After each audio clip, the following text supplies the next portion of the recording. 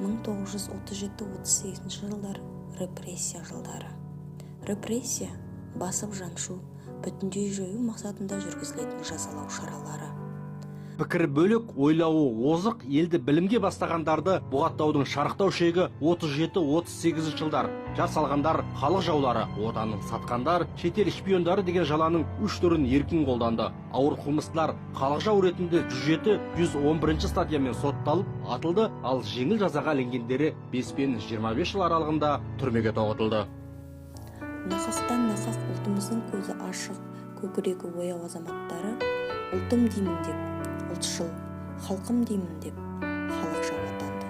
Солардың ішінде Тұрар Рысқұлов, Мағжан Жұмабаев, Сәкен Сейфуллин, Әлихан Бөкейханов, Мұхамеджан Тынышпаев, Санжар Асфендияров, Ахмет Байтұрсынұлылар болған. Дегенмен де тәуелсіздікті алғаннан кейін 1993 жылы 14 сәуірде жаппай саяси қуғын-сүргінге ұшыраған құрбандарын ақтау туралы Қазақстан Республикасының заңы қабылданды.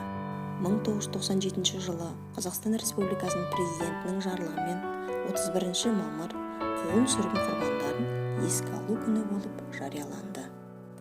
Мемлекетімізде қуғын-сүргін құрбандарына арналған көптеген ескерткіштер мен мемориал тақталары